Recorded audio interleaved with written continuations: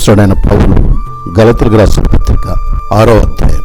సహోదరులారా, ఒకడు ఏ తప్పిదములోనైనను చిక్కుకుని నెడల ఆత్మ సంబంధులైన మీలో ప్రతివాడు తానును శోధింపబడుదునేమో అని తన విషయమై చూచుకొనుచు సాత్వికమైన మనసుతో అట్టివానిని మంచి దారికి తీసుకుని రావాలను. ఒకని భారంలో ఒకడు భరించి ఇలాగూ క్రీస్తు నియమమును పూర్తిగా నెరవేర్చుడి.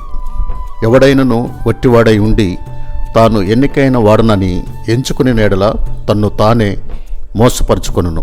ప్రతివాడును తాను చే పనిని పరీక్షించి చూచుకొనవలెను.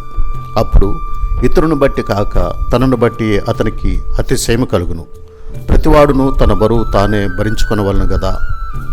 వాక్యోపదేశం పొందువాడు ఉపదేశించువానికి మంచి పదార్థములన్నిటిలో భాగమియ్యవలెను. మోసపోకుడి, దేవుడు వెక్కిరింపబడడు.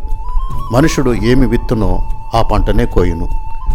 ఎలాగనగా తన శరీరేచ్ఛలను బట్టి విత్తువాడు తన శరీరము నుండి క్షయమను పంట కోయును. ఆత్మను బట్టి విత్తువాడు ఆత్మ నుండి నిత్య జీవమను పంట కోయును. మనము మేలు చేయటయందు విసుగకుందము. మనము అలేక మేలు చేస్తమేని తగిన కాలం మందు పంట కోతుము. కాబట్టి మనకు సమయం దొరికిన కొలది అందరి ఎడలను, విశేషముగా విశ్వాస గృహమునకు చేరిన వారి ఎడలను మేలు చేయదము. నా స్వహస్తముతో మీకెంత పెద్ద అక్షములతో వ్రాయుచున్నానో చూడుడి. శరీర విషయమందు చక్కగా అగబడగోరు వారెవరో వారు తాము క్రీస్తు యొక్క సెలవు విషయమై హింస పొందకుండుటకు మాత్రమే సున్నతి పొందవలనని మిమ్మల్ని బలవంతం చేయుచున్నారు. అయితే వారు సున్నతి పొందిన వారైనను ధర్మశాస్త్రం ఆచరింపరు. తాము మీ శరీర విషయమందు అతిశయించు నిమిత్తము మీరు సున్నతి పొందవలనని కోరుచున్నారు.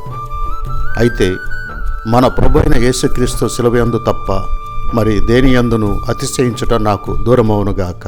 దానివలన నాకు లోకమునకు నేనును సిలువ వేయబడి ఉన్నాము. క్రొత్త సృష్టి పొందుటయే కానీ సున్నతి పొందుటయందేమీ లేదు, పొందకపోవటయందేమీ లేదు. ఈ పద్ధతి చొప్పున నడుచుకుని వారందరికీ, అనగా దేవుని ఇశ్రాయేలునకు సమాధానమును కృపయు కలుగునుగాక.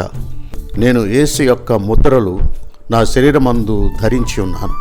ఇక మీదట ఎవడనూ నన్ను శ్రమ పెట్టవద్దు. సహోదరులారా, మన ప్రభువైన యేసుక్రీస్తు కృప మీ ఆత్మతో ఉండునుగాక. ఆమేన్.